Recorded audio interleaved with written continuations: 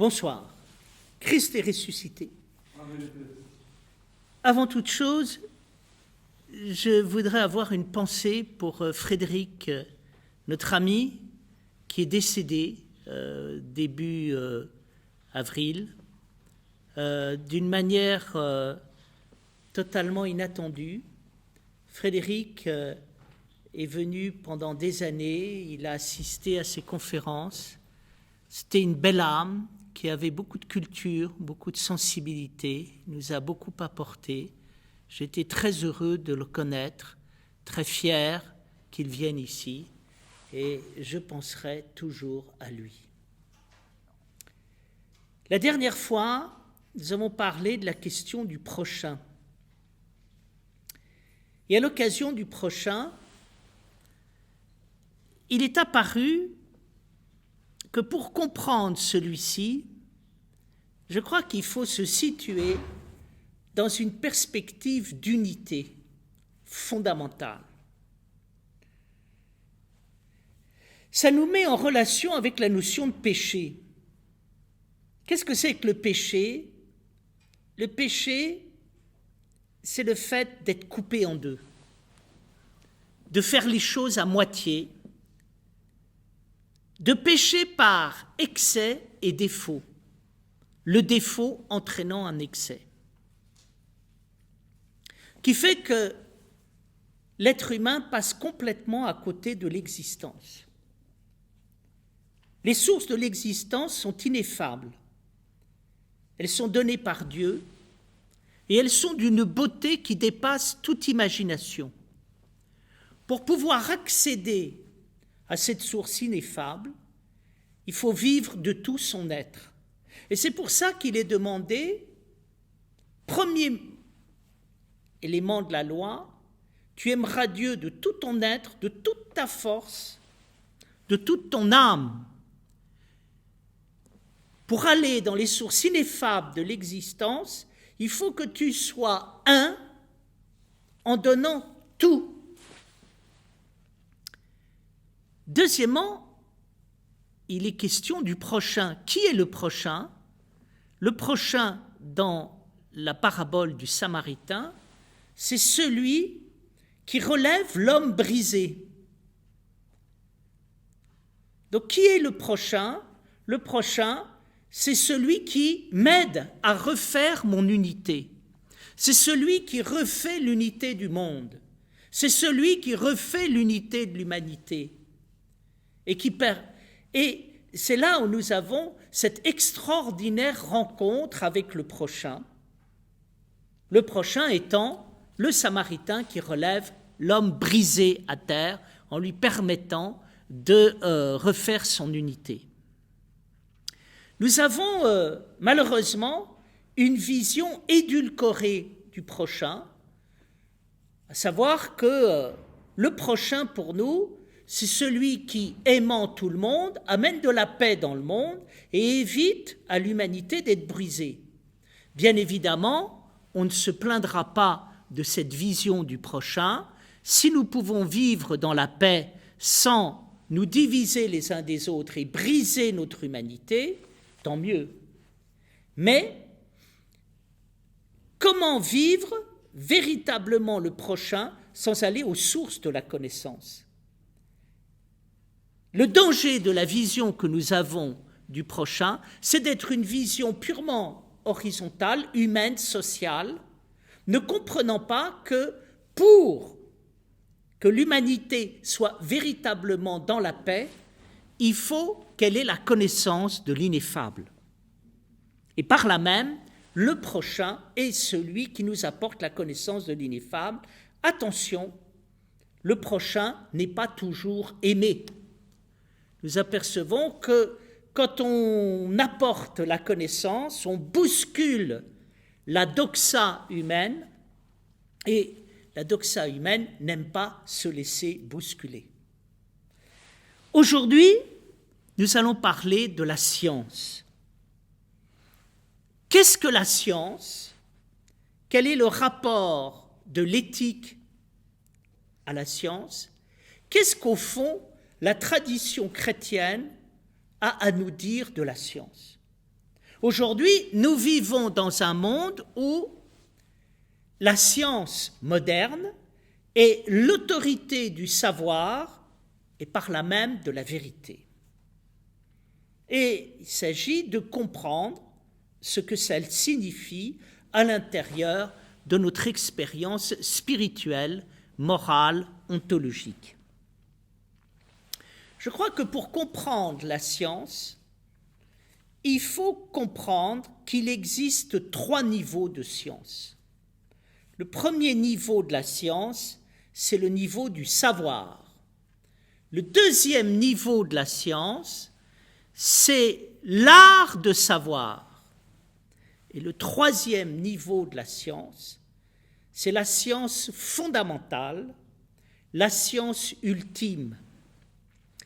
Cette science ultime est celle qui est couramment représentée dans l'orthodoxie lorsque le Christ est représenté enseignant, avec, d'une part, les Saintes Écritures et d'autre part, la main et le doigt, dans une position particulière qui est véritablement celui qui indique.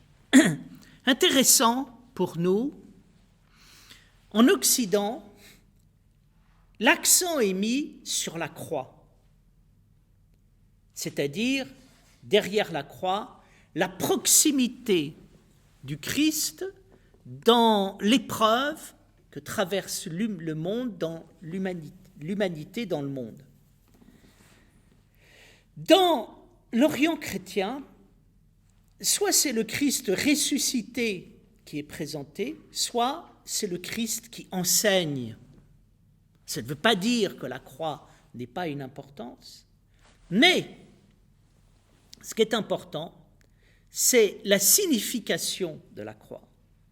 Nous l'avons vu à Pâques. Quelle est la signification de la croix? Ce n'est pas que le Christ ait souffert, c'est qu'il ait libéré les hommes de l'esclavage.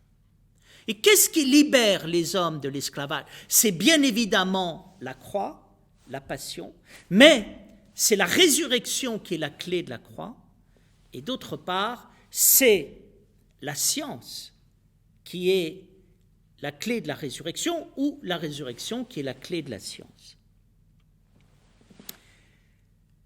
La science est fondamentale dans l'expérience humaine. Pourquoi est-ce que la science est fondamentale dans l'expérience humaine? Parce qu'il faut bien comprendre ce qu'est la réalité et il faut bien comprendre ce qu'est notre réalité. La réalité, c'est ce que nous voyons, mais c'est ce qu'il y a derrière ce que nous voyons. Derrière ce que nous voyons se trouve la cause, l'énergie, qui produit ce qui existe. Nous sommes dans la réalité lorsque nous percevons le principe agissant derrière la réalité qui fait que celle-ci est ce qu'elle est. La science fondamentale fait remonter la cause de toute chose à Dieu. Denis l'Aréopagite dit que Dieu est cause, mais pas au sens banal du terme, c'est-à-dire au sens d'un principe explicatif qui viendrait scientifiquement expliquer les choses dans le langage de notre science moderne. Attention, quand il est question du cause, il est question du principe agissant, surpuissant et suragissant qu'il y a derrière toute chose. Ne restons pas au niveau intellectuel, abstrait, on pourrait dire quelque part algébrosé, pour reprendre le langage de Marcel Jouste, mais ayons une vision profonde. Derrière toute réalité se trouve un principe de production ineffable qui est derrière cette réalité. Nous sommes dans la réalité lorsque nous sommes capables de percevoir les choses avec la conscience de ce principe ineffable. Je peux regarder les choses banalement, sans le principe agissant qui se trouve derrière la réalité, ou bien je peux regarder les choses réellement. Si je regarde les choses banalement, je suis dans la position de celui qui, dans la parabole du semeur, reçoit les graines de la connaissance et puis les disperse, il n'en fait rien. Il passe totalement à côté de la réalité. Nous passons totalement à côté de la réalité. Et résultat, ne voyant pas la réalité, nous tamponnons celle-ci, nous sommes en état de choc à l'égard de celle-ci, nous la choquons, elle nous choque, et cette ignorance crée tous les malheurs dans lesquels nous sommes. Qu'est-ce qui fait que nous souffrons? C'est qu'on ne voit pas, on n'entend pas, on n'est pas dans la réalité, on n'a aucune conscience de ce qui se passe et on commet quantité de catastrophes. Le monde accidentel vient de l'ignorance et quand nous faisons une analyse des accidents qui se produisent, nous finissons assez vite par comprendre que ces accidents n'étaient pas des accidents parce que quelque part, il y avait quelque chose qui était à la base de tout ça, c'était l'ignorance, l'aveuglement. À l'inverse, l'extraordinaire expérience du savoir, de la science, consiste à regarder les choses avec les yeux de l'infini, de l'ineffable, et tout d'un coup de les voir. Si je regarde la réalité avec les yeux de l'ineffable, mais tout d'un coup, je la vois, elle se met à exister, je commence à exister par rapport à cette chose, et je ne m'arrête pas d'exister, et je n'arrête pas de la faire exister. C'est-à-dire, je rentre dans la vie éternelle. Qu'est-ce que c'est que la vie éternelle?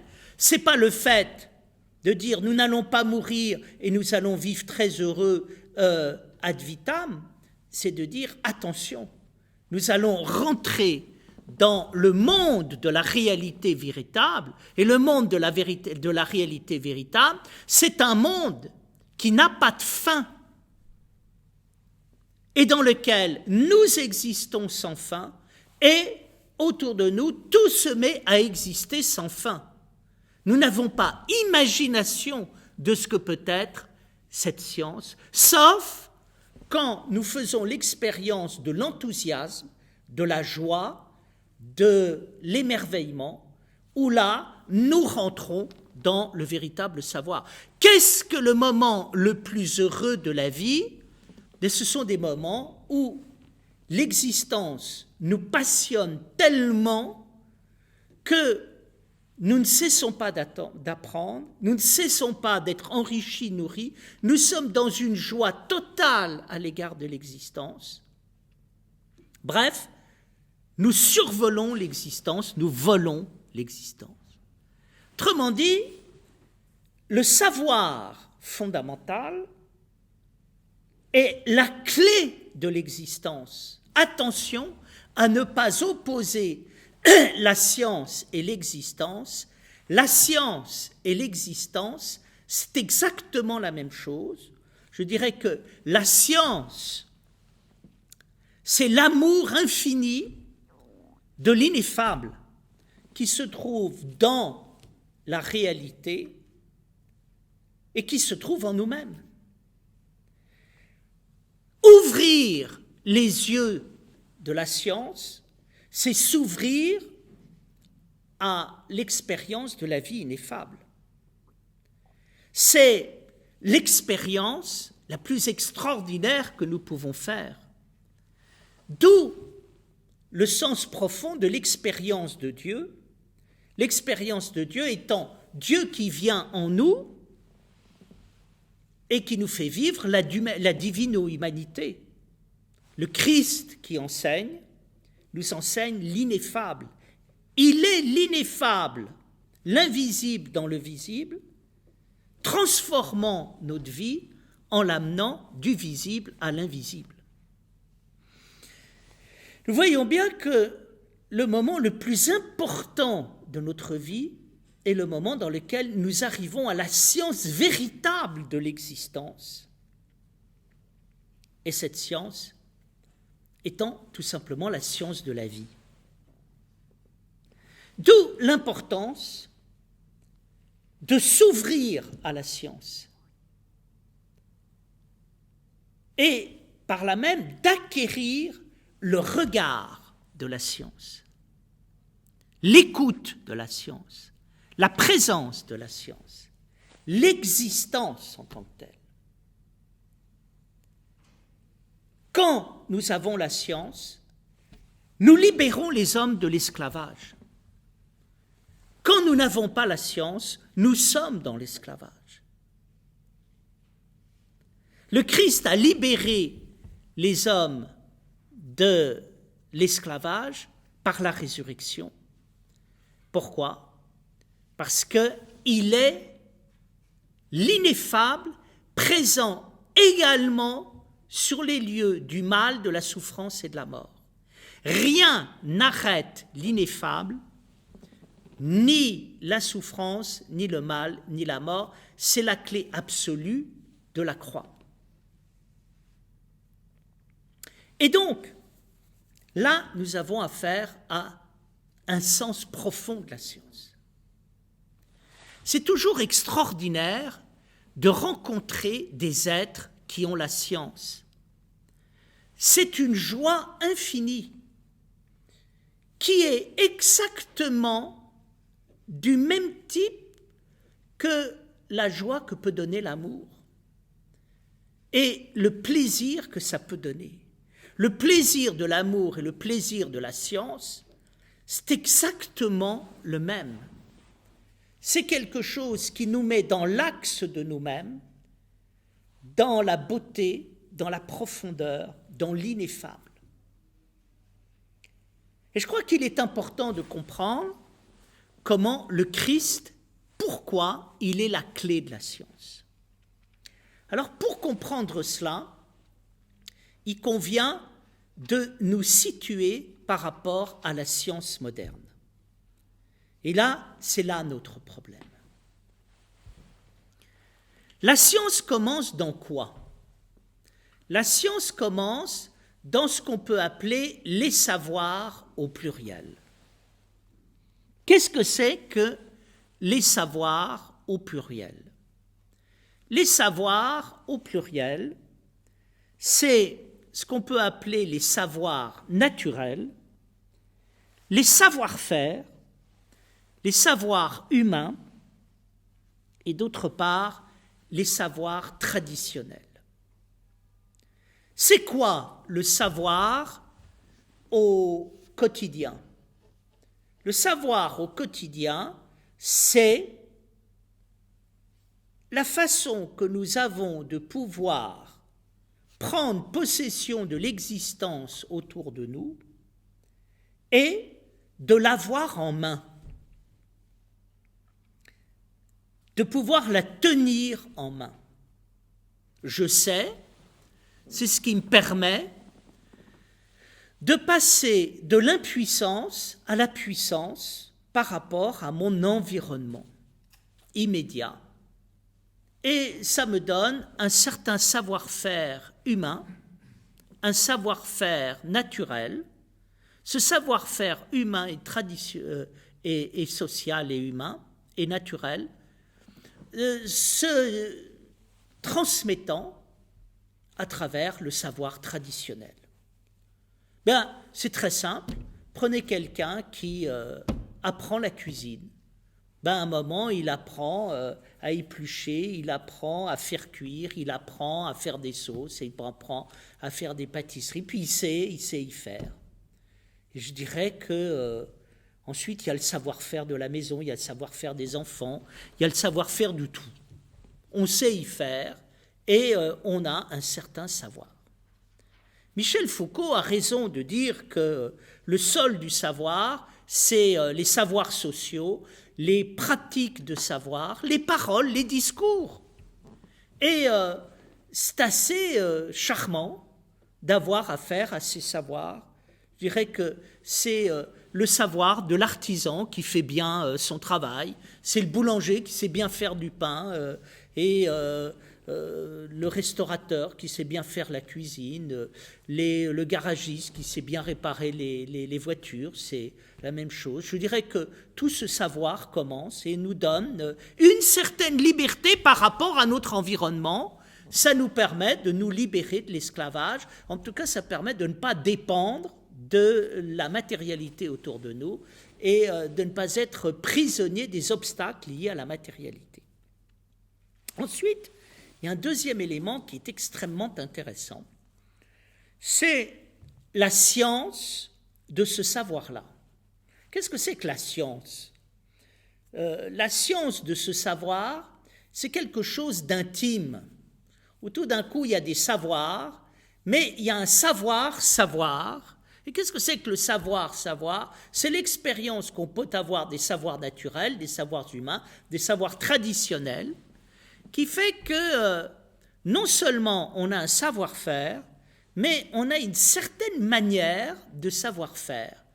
Pourquoi ? Parce que le savoir est devenu une aventure personnelle et on a appris un certain nombre de trucs à l'occasion de savoirs qu'on a développés. Donc il y a des gens qui ont une science.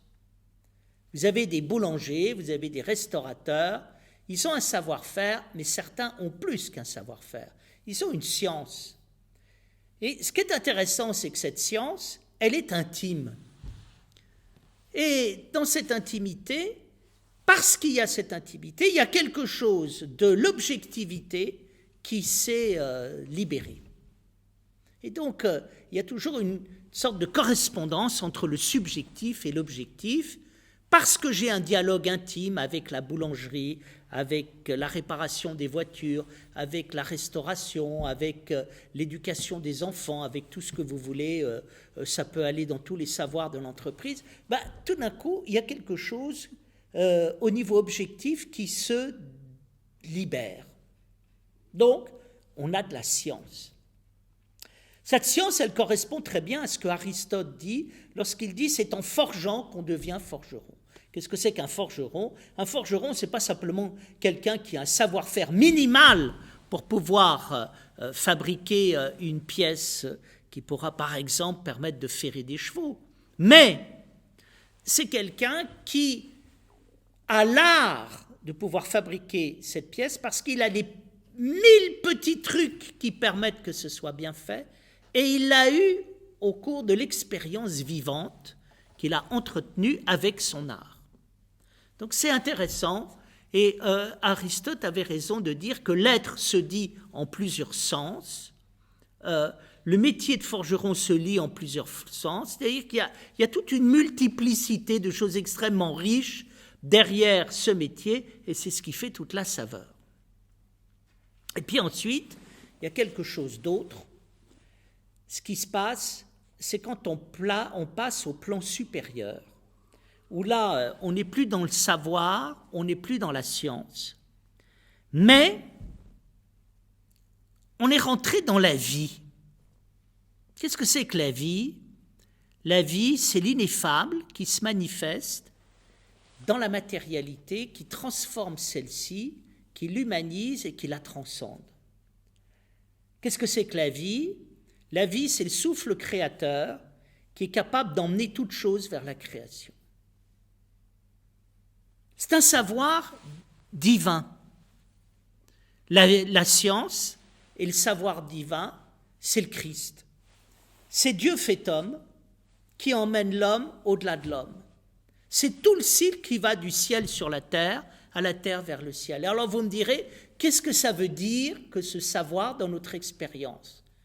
Vous avez à un moment des êtres qui ont un savoir, ont une science, puis là où ils se mettent à parler de la vie et à libérer le potentiel vital, créateur, qui se trouve chez les êtres. Alors là, on est dans la science fondamentale. C'est-à-dire, vous rencontrez quelqu'un qui vous libère. Il vous voit, il vous dit des paroles, il vous libère. Vous avez dans l'histoire à plusieurs reprises des gens très simples qui étaient artisans, puis tout d'un coup, qui ont développé un savoir, une science, puis tout d'un coup développent des choses extraordinaires. Alors par exemple, c'est vrai que Spinoza était tailleur de lentilles, et que quelque part, d'un côté, il écrivait l'éthique, et de l'autre côté, il taillait des lentilles. Jacob Böhm était un cordonnier.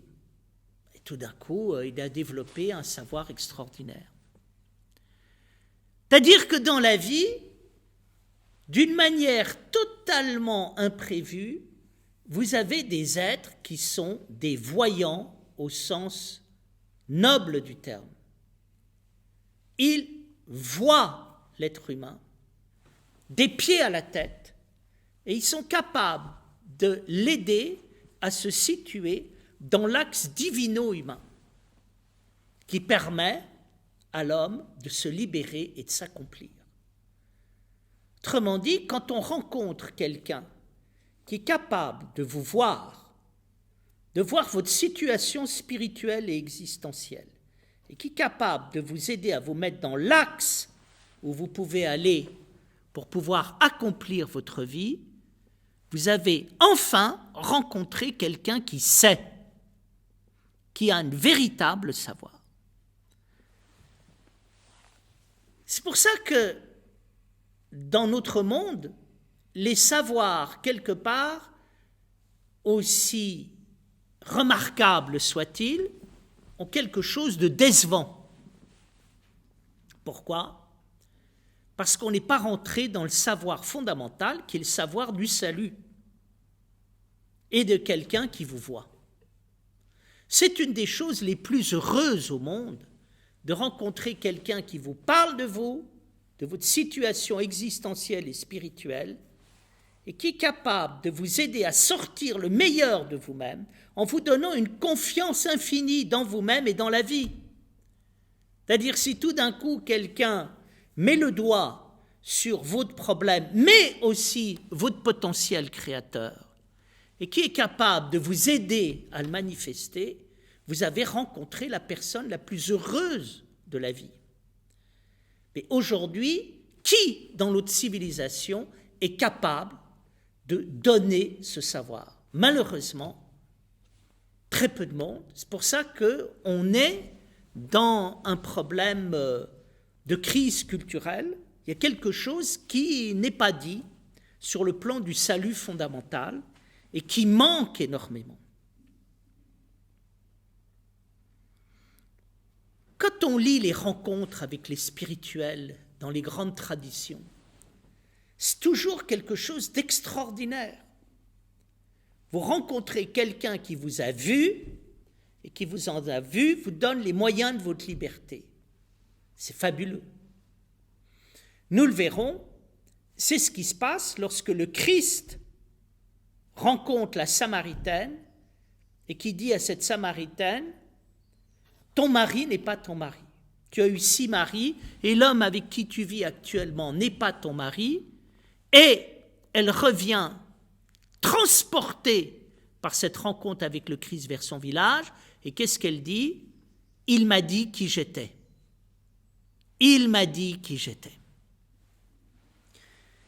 Alors, ce qui est intéressant, c'est de comprendre la situation de la science moderne par rapport à la science fondamentale. Aujourd'hui, nous sommes paralysés par la science moderne. Pourquoi ? Parce que nous avons un rapport à la science qui n'est pas un rapport scientifique, rationnel, nous avons un rapport irrationnel à la science. Ce qui est un comble, étant donné que la science est là pour dégager de la rationalité. Pourquoi ? Parce que nous sommes médusés par la science, nous n'osons rien dire, nous sommes totalement écrasés par l'autorité du savoir scientifique.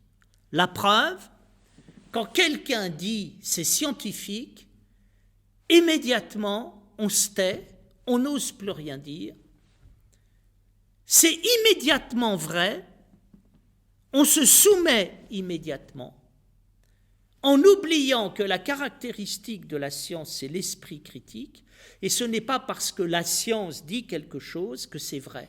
Mais nous, notre rapport à la science est de ce type. Pourquoi ?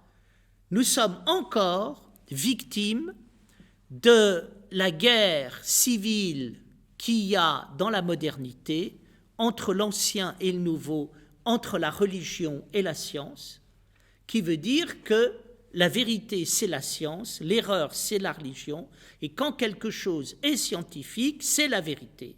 C'est-à-dire, nous avons, entre guillemets, un rapport religieux à la science, et nous considérons que la science est vraie, parce que la science, ça n'est pas religieux, et qu'à partir du moment où ce n'est pas religieux, c'est vrai. Nous sommes ici les victimes de nos batailles idéologiques. Alors, ce qui est intéressant de comprendre, c'est les trois moments de la science et la question que pose la science. Premièrement, la science, ça commence avec quoi ? La science, c'est vrai, ça commence avec Socrate et Platon. Quand Socrate et Platon invitent à un retour sur soi par rapport à ce qu'on dit. Quelle est la question que pose Socrate ? La question que pose Socrate est de dire, est-ce que tu as conscience de ce que tu dis ? Est-ce que quand tu parles, tu sais ce que tu dis ? Donc Socrate divise le monde en deux. Il y a ceux qui savent de quoi ils parlent et ceux qui ne savent pas de quoi ils parlent. Qu'est-ce que c'est que savoir de quoi quand est-ce que je sais de quoi je parle ? Je sais quand à un moment, je suis capable de revenir sur mes propres paroles, de répéter mes propres paroles, d'écouter mes propres paroles et, avec le lien de la réflexion, établir une cohérence à l'intérieur du discours. Qu'est-ce que c'est qu'un discours de savoir ? C'est un discours qui sait de quoi il parle. Et pourquoi il le sait de quoi il parle ? Parce qu'il est capable de se réfléchir lui-même, il est capable de se répéter lui-même. Et pourquoi il est capable de se répéter lui-même ? Parce qu'il y a une cohérence interne du discours qui permet de se répéter soi-même. Et on s'aperçoit qu'il y a de la pensée, et que cette pensée, dans le discours, je suis capable de la penser par le fait de penser cette pensée. Donc là, on est dans le premier savoir. Socrate suppose qu'à la base de la réalité, il y a quoi ? Il y a un principe agissant qui est autoréfléchissant, et c'est par rapport à ce principe agissant autoréfléchissant que je suis capable d'autoréfléchir ma propre parole. Donc il y a quelque chose qui se réfléchit dans la réalité, et ce principe réfléchissant, je le possède en moi par le principe agissant qui est en moi-même. La réalité est agissante, je suis agissant dans cette réalité agissante, et je découvre une cohérence. Deuxième élément important, c'est la mise en place de ce qu'on peut appeler le savoir moderne. La mise en place du savoir moderne est liée essentiellement à la vérification.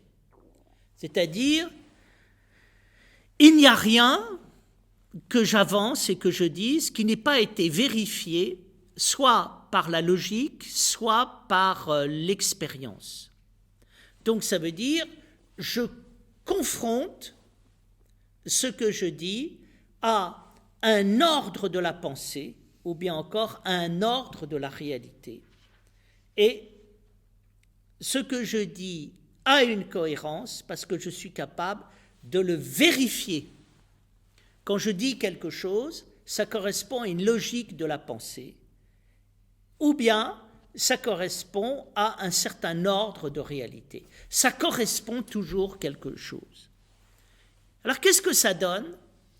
Ça donne un savoir qui est rigoureux et par là même qui est fiable. Je sais de quoi je parle. Pourquoi ? Parce que je suis capable d'expliquer ce que je viens de dire. Et je suis capable en même temps de le justifier. je ne parle pas d'une manière arbitraire. Quand je dis quelque chose, ça correspond à une idée, puis ça correspond à des faits, ça correspond toujours à quelque chose.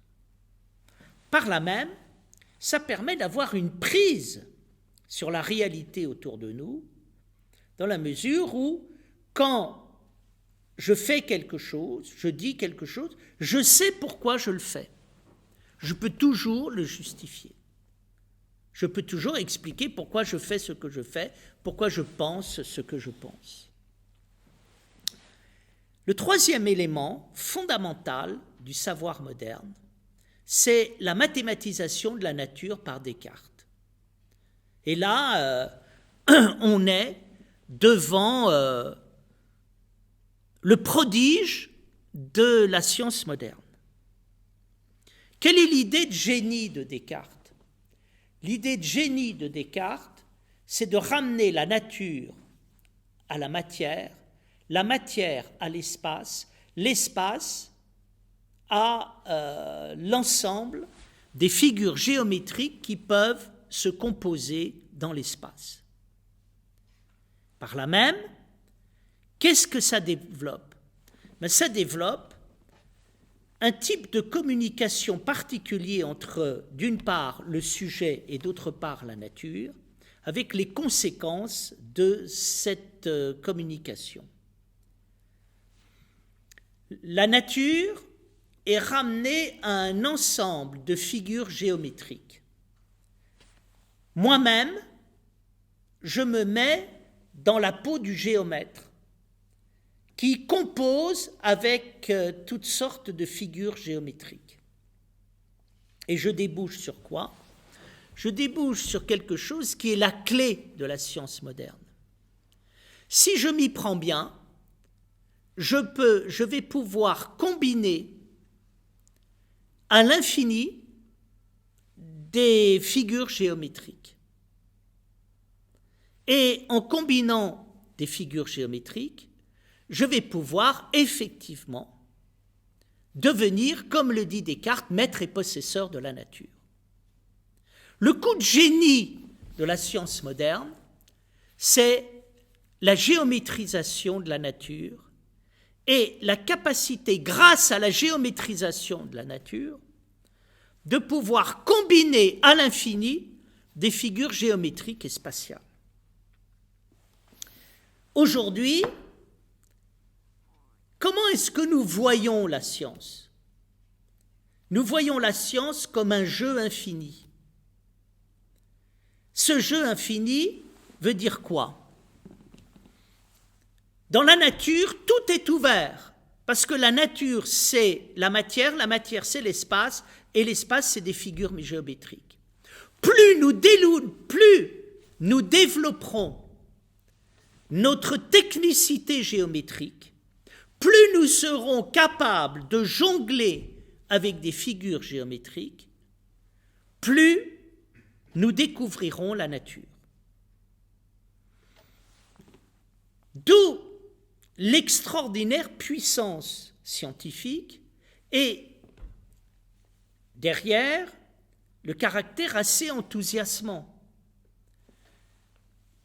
L'idée qui se développe à partir de Descartes, c'est qu'en quelque sorte, la nature est un ensemble de possibilités géométriques et combinatoires infinies, et si nous savons développer notre science, nous allons pouvoir jouer et combiner à l'infini. Résultat, ça parle au caractère ludique qu'il y a à l'intérieur de nous-mêmes.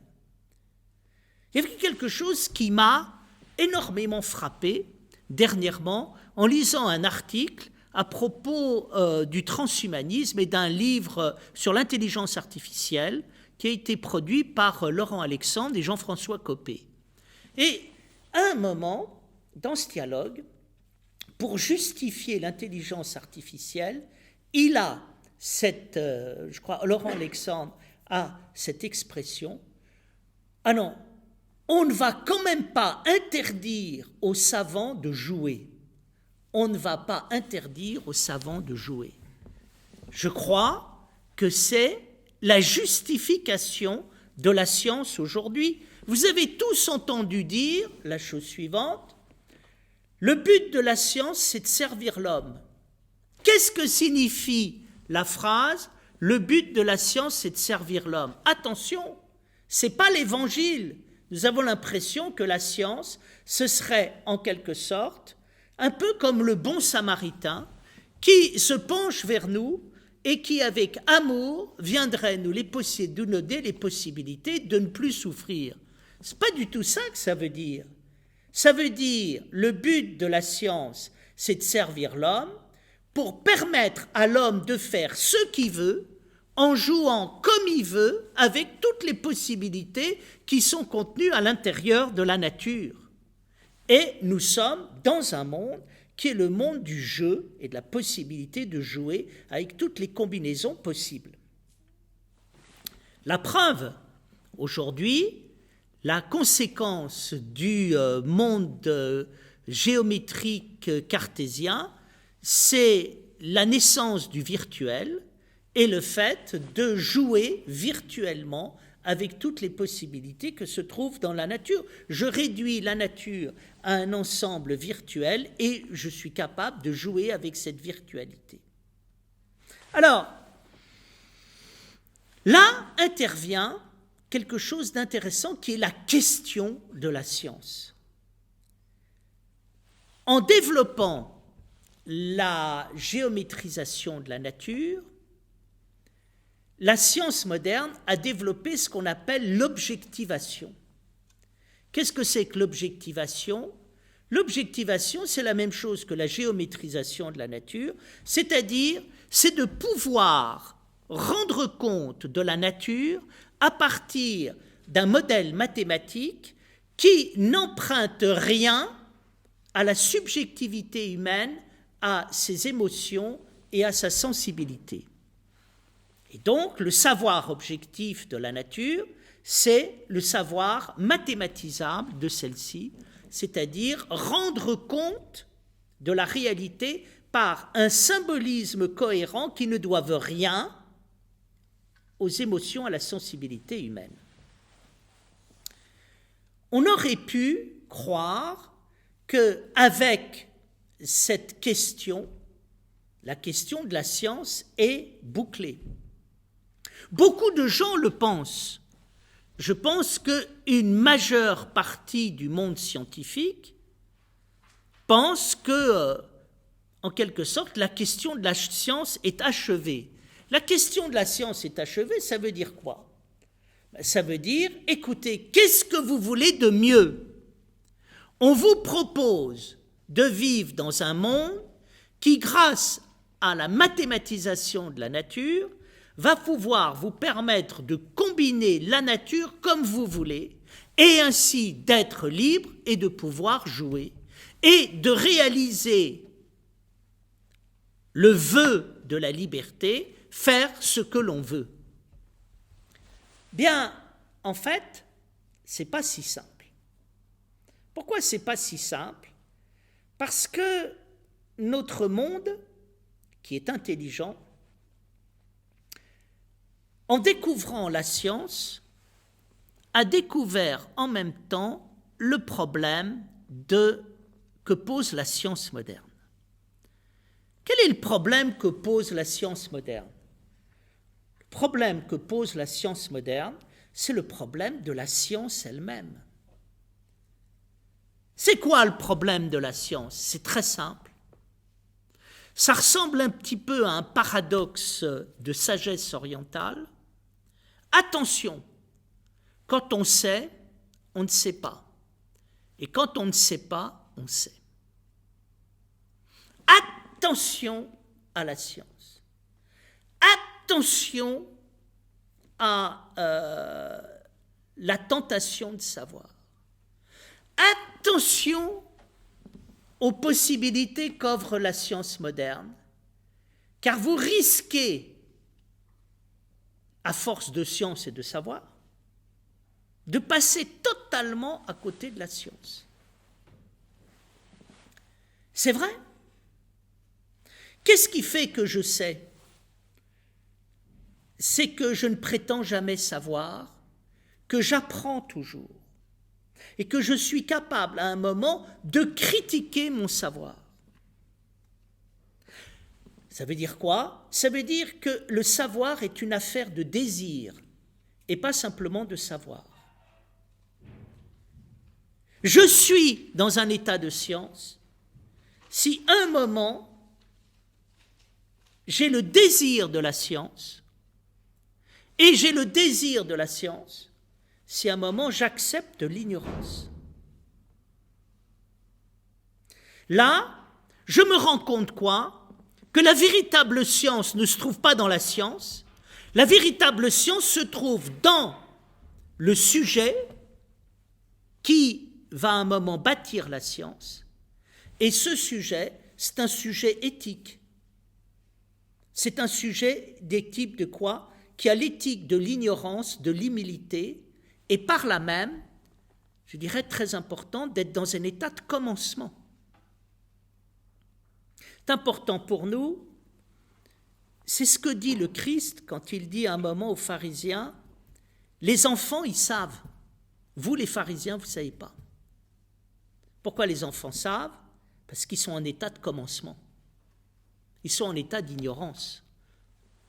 Donc attention, il y a un grand danger que donne la science, c'est de dire, nous savons ce qu'est la science, c'est la géométrisation de la nature, la possibilité de pouvoir jongler avec tout ça, l'intelligence artificielle, le monde virtuel, et grâce à ça, nous allons vous permettre de jouer à l'infini, et qu'est-ce que vous voulez de mieux? Eh bien, on ne veut pas de cette science.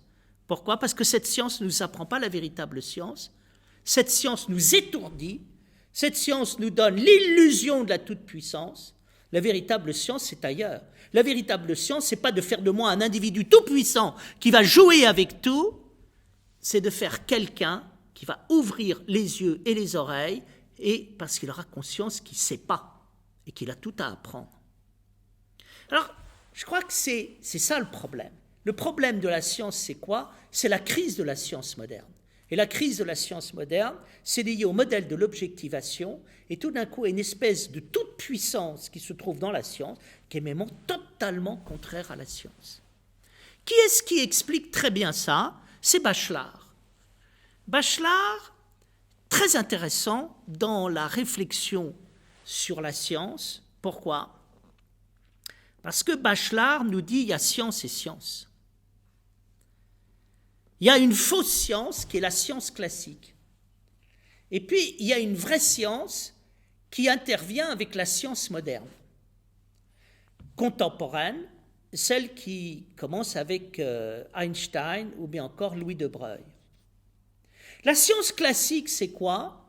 C'est le projet d'arriver à la science absolue par un modèle qui va comprendre une fois pour toutes l'univers. C'est ce qu'on appelle le démon de Laplace. Laplace disait, si on était capable de connaître toutes les forces qui s'exercent à un certain moment donné sur un point de l'univers, on pourrait connaître tout l'univers. Et là, pour Bachelard dit, attention, ça, c'est pas de la science, c'est la folie de la science, c'est l'irrationnel de la science. Nous avons malheureusement encore affaire à des scientifiques qui pensent ainsi. Je suis assez stupéfait de voir des gens dire, ça y est, on connaît tout sur le génome, on l'a séquencé, on a tout compris. Ça y est, on a compris le cerveau, ça y est, on a compris la pensée. Ça y est, on a tout compris, la science va nous permettre de jouer à l'infini avec les possibilités de la géométrisation de la nature, et nous allons pouvoir ainsi vivre une humanité qui va enfin connaître la liberté. Et qu'est-ce qui se passe? On s'aperçoit que ça tue la science. C'est le poison à l'intérieur de la science. Michel Foucault a écrit La volonté de savoir pour écrire la tentation de savoir. Et c'est quoi la tentation de savoir? C'est exactement ce modèle, il faut dire, de la toute-puissance totalement infantile qui est projetée sur la science. Et à l'inverse, qu'est-ce qui apparaît? Ce qui apparaît, c'est de dire attention. La véritable science, dit Bachelard, est une spiritualité, une aventure spirituelle, Parce que la véritable science fait une psychanalyse de la science, et la psychanalyse de la science, elle montre quoi? Que derrière la science, il y a le désir de la science, et derrière le désir de la science, qu'est-ce qui se passe? Très souvent, il y a un désir qui est d'avaler le monde en ayant une jouissance érotique infinie. Et il faut dire, c'est quoi le modèle, finalement, de la possession de la science? C'est j'avale le monde avec un modèle qui est capable de tout comprendre, et je suis dans une espèce de jouissance érotique infinie par la séduction et l'autoséduction que me donne ce modèle. Eh bien, en disant, ça c'est quoi? C'est un obstacle qui empêche de penser. Pourquoi? Parce que quand quelqu'un a un modèle où il a enfermé une fois pour toutes la réalité, qu'est-ce qui se passe? Il interdit toute la science, il n'y a plus rien à comprendre, il n'y a plus rien à savoir, puisqu'on a tout compris, puisqu'on sait tout. Qu'est-ce que c'est qu'un véritable scientifique? C'est ce que dit Karl Popper quand il parle, à un moment, de ce qu'il appelle le principe de falsifiabilité. La falsifiabilité, ça veut dire je renonce à connaître une fois pour toutes quelque chose, la totalité du monde, je m'intéresse à une chose et même j'accepte complètement que ce que je dis va être réfuté parce que ce qui m'intéresse, c'est la vitalité du savoir. Qu'est-ce que c'est que le véritable travail scientifique? Le véritable travail scientifique, c'est quelqu'un qui va à un moment essayer de penser quelque chose dans un cadre précis, à partir de questions précises et d'une méthodologie mise en place pour pouvoir répondre à cette question précise. Et ça va donner quoi? Bien, ça va ouvrir des pistes, ça va ouvrir des perspectives. On va essayer quelque chose, on va penser quelque chose, et tout d'un coup, qu'est-ce que ça va faire? Ça va faire penser les autres, ça va faire bouger les esprits, ça va être créateur de tas de sciences. Et qu'est-ce qui va se passer? On ne va pas être dans le savoir, on va être dans le désir d'apprendre. Ah, c'est tout à fait autre chose. Et on va être dans l'ouverture que donne le désir d'apprendre. Alors là, on va déboucher sur quelque chose de totalement nouveau.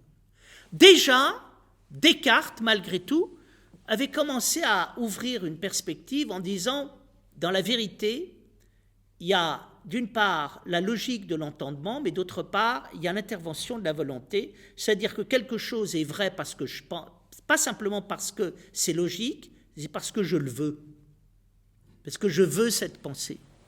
On peut aller plus loin. Quelque chose est un savoir, pourquoi? Parce que ça donne envie de savoir. Ce n'est pas parce que ça termine le savoir, c'est parce que ça commence le savoir. Alors là, intervient quelque chose d'important. Ça a été dit par Dilthey, 19e siècle, ce penseur, qui à un moment fait la distinction entre expliquer et comprendre. Il dit, attention, la véritable, ne confondons pas l'explication et d'autre part la compréhension. Quand est-ce qu'il y a savoir véritable? Il n'y a pas savoir quand il y a explication, il y a savoir quand il y a compréhension. Par exemple, nous apercevons qu'il y a tout un discours du savoir qui est dans l'ordre explicatif. Qu'est-ce que c'est que l'explication? C'est les causes mécaniques qui font que je comprends comment un phénomène s'est produit. Donc dans la réalité, il y a une mécanique des choses. Comme dit Pascal, la réalité est une machine, il y a une mécanique, puis il y a des choses qui fonctionnent mécaniquement. Donc je suis capable d'expliquer un certain nombre de fonctionnements mécaniques. Ou par exemple, je comprends aujourd'hui, c'est ouvert le procès de France Télécom où on essaye de comprendre pourquoi il y a eu 35 suicides qui ont eu lieu chez France Télécom. Et on s'aperçoit, explication et comprendre, c'est deux choses. On peut très bien expliquer comment le suicide est intervenu. En gros, c'est des erreurs monumentales de management qui ont été faites et qui fait qu'à un moment, les employés obéissent à des injonctions de travail qui sont de plus en plus pressantes et étouffantes. Bon, c'est très simple, c'est pas très difficile à comprendre. Si je soumets quelqu'un à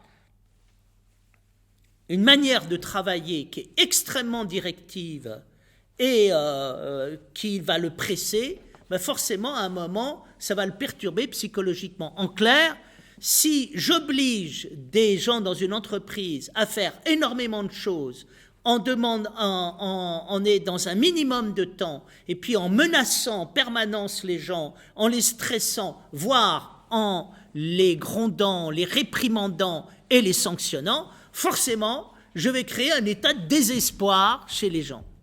Bien. Mais expliquer ça, ça ne veut pas dire qu'on ait compris. Qu'est-ce que veut dire être comprendre ? Comprendre, c'est revoir les choses dans une perspective qui est une perspective profonde, humaine, qui touche les êtres dans les profondeurs d'eux-mêmes. On peut très bien expliquer un phénomène, mais si on n'a pas compris ce qui se passe derrière, demain, on va refaire d'autres erreurs et exactement la même chose. C'est-à-dire, dans notre histoire, en permanence, on a des explications qui ne changent rien au monde. Qu'est-ce qui fait qu'on a compris quelque chose, qu'on a changé sa vie ? Et qu'on a changé sa vie, c'est-à-dire qu'on se remet soi-même en question. Donc le problème qui est intéressant, c'est de savoir si dans cette affaire, les gens qui ont managé Orange auront compris quelque chose et si individuellement, ils auront changé leur vie et changé totalement. L'explication ne me demande pas de changer ma vie. Changer ma vie, c'est ce qui se passe quand à un moment je dis « Attendez, il y a quelque chose qui ne va pas du tout, on ne peut plus fonctionner comme ça. Il faut qu'on change totalement de modèle. » Là, on a compris à quelque chose. Nous sommes malheureusement dans un monde qui ne comprend rien à rien. Pourquoi ? Parce que nous n'avons, pour gérer le réel, que des explications, mais jamais une transformation profonde de la vie. Aujourd'hui également, venait une nouvelle en disant « Écoutez, il y a de très gros dégâts qui sont faits sur la biodiversité. Si on ne change pas totalement notre manière de vivre, il va y avoir des millions d'espèces qui vont disparaître. » La compréhension, c'est le problème fondamental. On a beaucoup d'explications à propos du monde, mais on n'a pas de compréhension. Éric Sablé dit quelque chose de merveilleux dans son manuel sur l'émerveillement à propos de la compréhension. Il dit « J'ai quantité de livres dans mes bibliothèques qui m'expliquent la création du monde. Mais pour moi, la création du monde se trouve dans cette fin d'après-midi d'automne et le mystère qui se dégage des bois dans la brume du soir qui monte. C'est quoi avoir compris quelque chose au monde ? C'est pas d'expliquer qu'il y a eu un certain nombre d'atomes avec un rayonnement qui à un moment a permis d'activer tout ça. C'est de comprendre qu'il y a quelque chose d'inouï dans le monde et de s'être émerveillé et de dire mais peut-être que le monde il est venu d'abord de l'émerveillement et pas de la mécanique qui s'est fait à partir des atomes. C'est-à-dire il y a eu de l'émerveillement fondamental et ensuite il y a les atomes. Mais qu'est-ce que nous faisons de l'émerveillement ? Est-ce que nous l'avons introduit ? Est-ce que nous pensons le management dans une entreprise en disant « j'existe, tu existes, on va se relier ensemble à partir de l'existence et c'est d'être dans cette communauté d'existence qu'on va à un moment travailler ensemble ». Non. Pourquoi ? Mais parce que le sociologue disait « il n'y a aucune relation, les gens ne se parlent pas. Et à un moment, on les fait travailler dans des cadences infernales sans qu'il n'y ait plus aucun dialogue. Donc, ça c'est quoi? On commence à toucher là au problème de la science. C'est-à-dire, il faut se poser la question, aujourd'hui la science, est-ce que c'est de jouer à l'infini avec le monde en faisant des combinaisons de plus en plus sophistiquées qui nous donnent de plus en plus de pouvoir? Ou bien alors, c'est se demander qu'est-ce que je regarde quand je regarde, qu'est-ce que je vois quand je vois? Qui est-ce qui se pose cette question? Louis de Broglie et Einstein. Quel est l'intérêt d'Einstein et de Louis de Broglie? C'est qu'ils remettent en question la science et qu'ils se disent, quand je regarde le monde, comment je le regarde?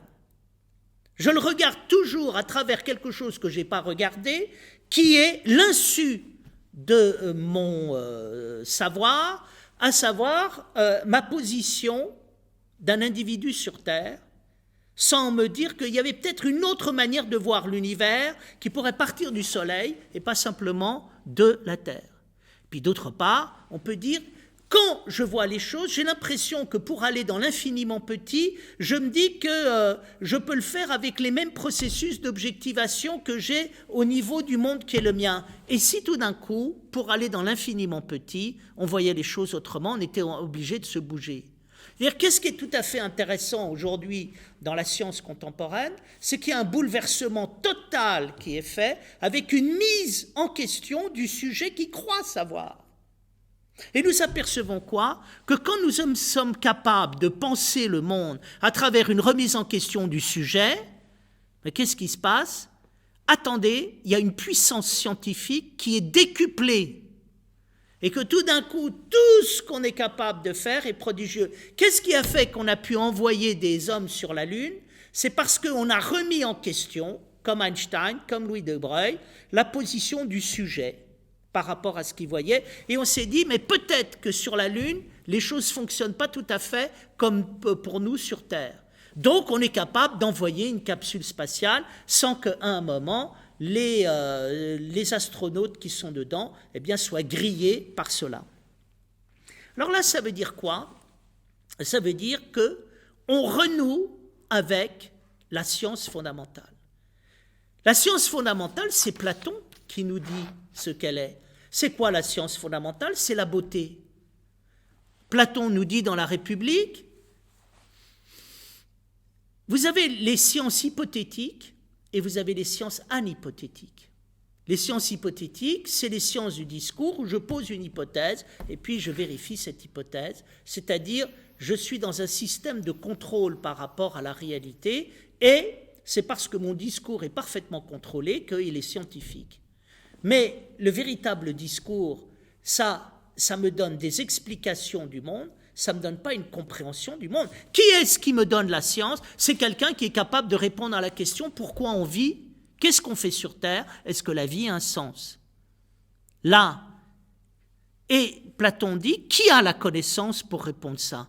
Celui qui a le sens de la beauté et qui comprend une chose, c'est que premièrement, il y a quelque chose d'infiniment beau à l'intérieur de la vie, qui donne à chaque chose sa mesure, son harmonie, sa structure profonde, lui permettant d'être ce qu'elle est.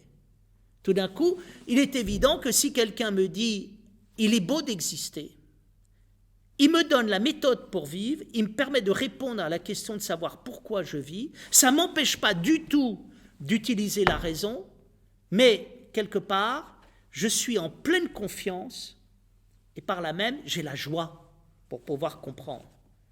Donc là, on est dans quoi? On est dans la connaissance spirituelle.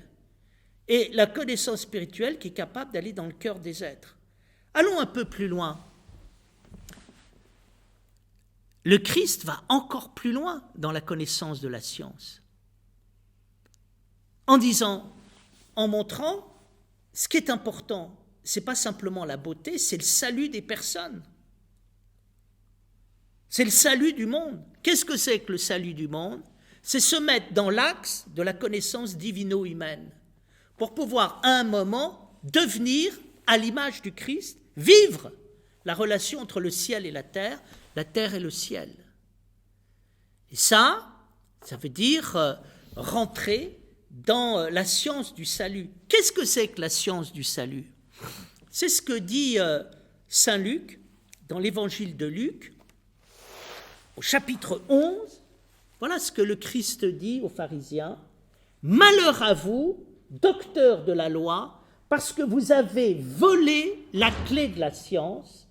Vous n'êtes pas entrés vous-même et vous avez empêché d'entrer ceux qui le voulaient. »